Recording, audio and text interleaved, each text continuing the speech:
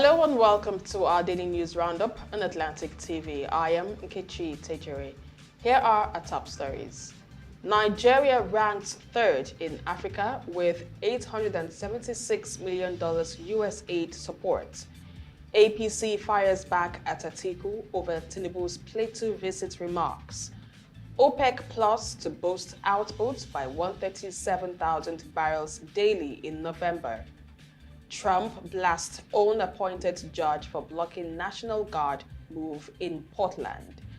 Haaland strikes again as Man City edge Brentford 1-0. Now to the news in full.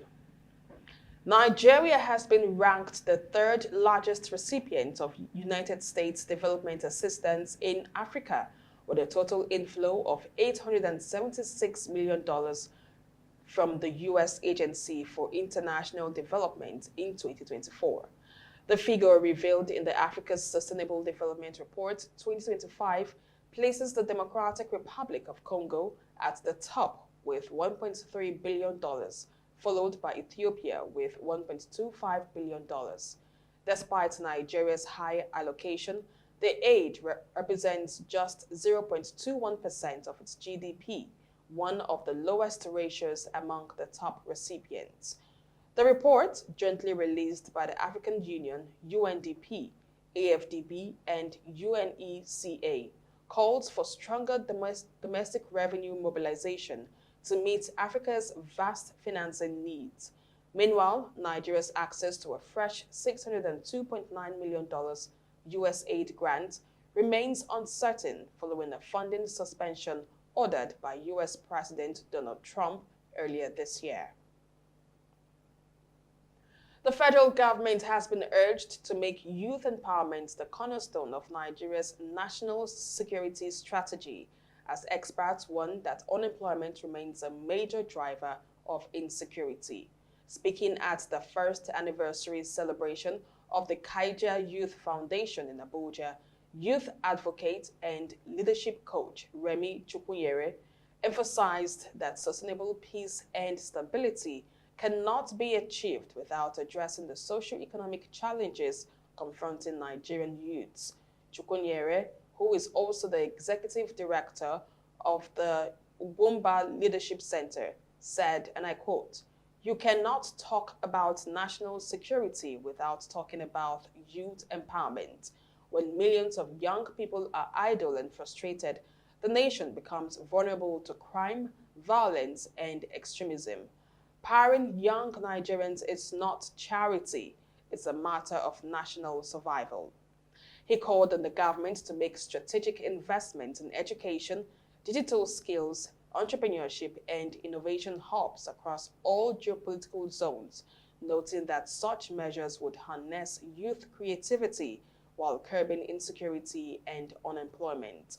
While commending some of the government's initiatives, he warned against token efforts and political rhetoric, urging the federal government to set measurable goals and build stronger partnerships with the private sector and development partners.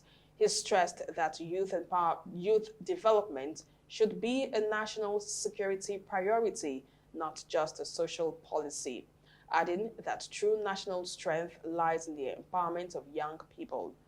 Chukwunyere also challenged Nigerian youths to take responsibility for their future through active participation in governance, entrepreneurship, and community service. His remarks come amid growing concerns over unemployment and rising insecurity, issues experts say can only be addressed through deliberate, youth-centered policies and sustainable empowerment programs. A major boost is underway for Ogun State's industrial and power sectors as a Chinese company, CCETC, has announced plans to establish a power generation plant and an industrial park in the state. Speaking during a meeting with Governor Dakpo Abiodun in Abeokuta, the chairman of CCETC, Guo Zianda, revealed that the firm will install a 3-megawatt power plant at the Gateway International Agro-Cargo Airport, free of charge, to accelerate economic activities within the area. The investment, according to Zianda, follows the governor's recent investment drive to China, where he engaged top business leaders across energy, technology, and manufacturing sectors. Xianda noted that CCETC, based in Jiangsu, China, already operates over 250 megawatts of power projects in Nigeria and plans to expand to 5,000 megawatts across Africa, including the New Ogun Initiative. He says the company's interest in the state includes power generation and distribution, investment in the dedicated transmission network, and the creation of an industrial park to attract more Chinese manufacturers. Governor Dakpo Abiodun, in response, commended the company's commitment, describing the move as a strategic partnership that will strengthen Ogun's industrial base and ensure steady power supply for investors. The governor is expected to lead a delegation on an inspection tour of ongoing power projects by Sahara and PowerGen as part of his administration's push for a reliable energy infrastructure across Ogun State. The Lagos State chapter of the All Progressives Congress (APC) has dismissed comments by former Vice President Atiku Abubakar over President Bola Tinubu's recent visits to Plateau State, calling them propaganda and a deliberate attempt to distort facts. In a statement issued on Sunday, APC's Lagos Publicity Secretary, Sheye Oladejo, said the president's visit was purely an act of compassion and solidarity with the bereaved family, not a political event.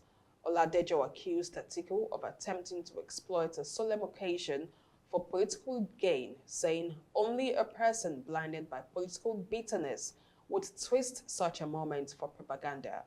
He added that President Tinubu remains focused on tackling insecurity by strengthening security agencies, boosting intelligence gathering, and promoting inter-agency collaboration. Oladejo also urged the former vice president to steer clear of politicizing national matters and instead support efforts aimed at fostering peace and unity across the country. The APC reaffirmed its confidence in Tinubu's leadership, noting that his administration continues to make steady progress in restoring security and stability nationwide. There's growing unease in the political camp of Rivers State Governor Siminalayi Fubara following his private meeting with the Minister of the Federal Capital Territory, Nyesom Wike, and prominent Rivers elders in Port Harcourt. The meeting held at the residence of Chief Ferdinand Alabraba, chairman of the Rivers Elders Council, was described by insiders as a family reunion rather than a political negotiation. Sources say discussions revolved around state stability, recent agency dissolutions, and potential future appointments. Governor Fubara attended the session without his core aides, while several associates of the FCT minister were present, a move that reportedly unsettled some in the governor's camp. Elders at the gatherings were said to have cautioned both leaders to tread carefully and preserve the fragile peace in the state. Photos from the meeting surfaced on Sunday, sparking speculations of a possible reconciliation or political realignment between the two leaders after months of tension. Neither Governor Fubara nor Minister Wike has issued an official statement on the outcome of the meeting, but observers say the move could reshape the political landscape in Rivers State ahead of next year's elections. You're watching our Daily News Roundup. We'll go for a short break. On the other side, more news stories to come. Just stay tuned. When the lights go out, who do you call? Ticado! Ticado Energy Solutions Limited, your plug for electrical power, surveillance system, and entertainment.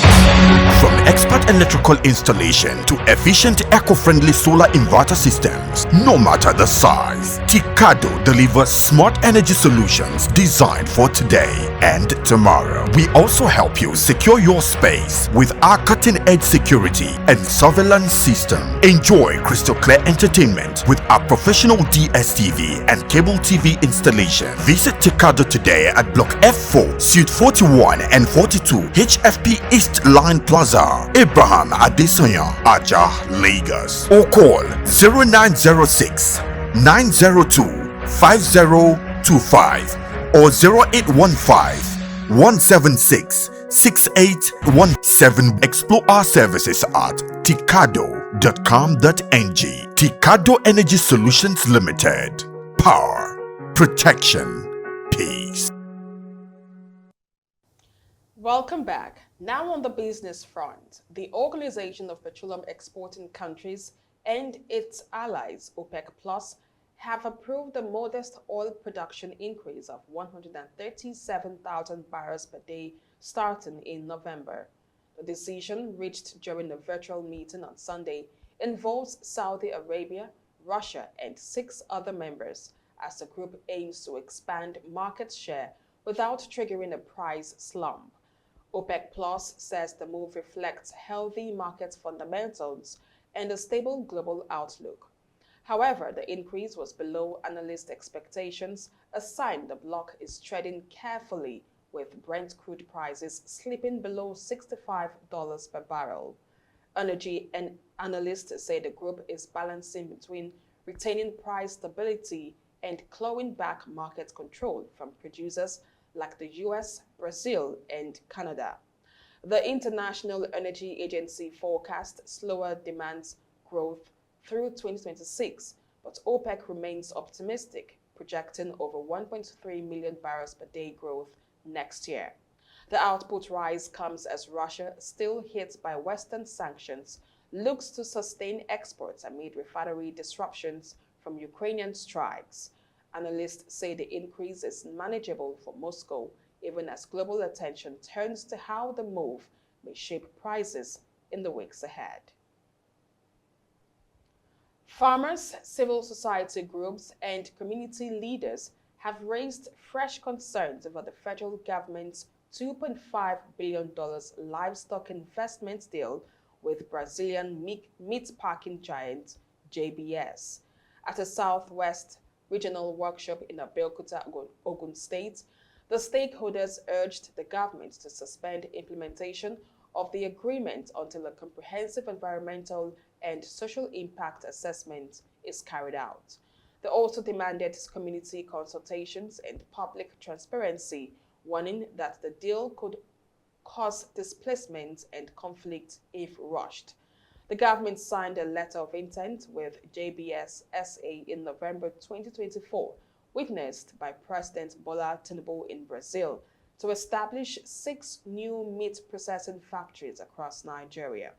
However, groups including Heda Resource Center, HOMEF, and Friends of the Earth say the agreement lacks democratic oversight and public accountability. They are calling for the full publication of the MOU to allow proper scrutiny by citizens and stakeholders. Away from business now to the foreign scene, former US President Donald Trump has sharply criticized US District Judge Karin Immergott, a judge he appointed, for blocking his order to deploy 200 National Guard troops to Portland, Oregon.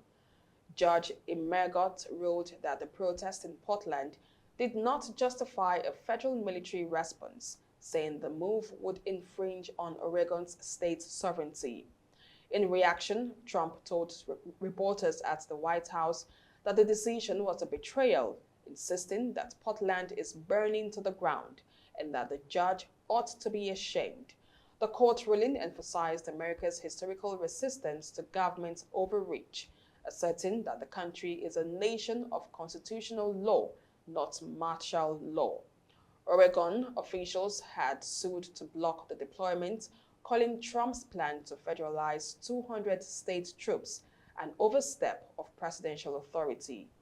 A fierce political and legal showdown, Trump versus his own appointee, reignites debates over executive power, state sovereignty, and civil liberties in America's Northwest. The United Nations Migration Agency, IOM, says more than 1,200 families have been displaced by floods in Bari City, Khartoum State. In a statement on Sunday, the agency said the floods destroyed several homes, leaving most partially damaged.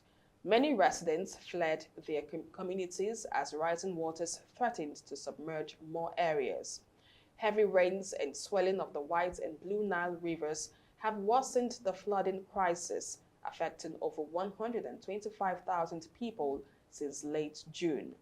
The disaster comes amid Sudan's ongoing conflict between the army and the Rapid Support Forces, which has already displaced millions across the country. Away from the foreign scene now to sports news, Manchester City's goal machine Erling Haaland was on the target once more as the champions battled to a 1-0 win over Brentford in Sunday's Premier League clash, extending their unbeaten run to 7 games. The Norwegian striker found the net early in the first half, his 12th goal in 9 appearances this season, sealing City's 3rd win in 4 league matches and moving them up to 5th place on the table. Manager Pep Guardiola praised Haaland's impact, saying the team still needs more goals from others, but lauded the striker's consistency. However, City's joy was tempered by concern for Rodri, who limped off with a suspected hamstring injury in the first half. Guardiola's men have now gone 7 games unbeaten across all competitions since their August defeat to Britain and head into the international break 3 points behind leaders Arsenal. The victory also marked Guardiola's 250th Premier League win, another milestone for the Spaniard as City regained momentum after a slow start to the season. Despite the narrow margin, City will take confidence from their dominance and Haaland's red-hot form, with Tottenham remaining the only team to stop him from scoring this campaign. It was a double celebration for Arsenal at the Emirates as Mikel Arteta marked his 300th game in charge with a 2-0 win over West Ham, a result that sent the Gunners top of the Premier League table. Bukayo Saka reached a major career milestone, netting a penalty on his 200th Premier League appearance, while Declan Rice struck against his former club to open the scoring. The match also saw an early injury setback for captain Martin Odegaard, prompting tactical changes that paid off as Arsenal controlled possession throughout. Saka's calmly taken spot kick sealed the win after Jurrien Timber was fouled in the box, capping a dominant performance for the North London side. The result moved Arsenal above Liverpool, who later lost 2-1 to Chelsea, putting Arteta's men firmly back in title contention.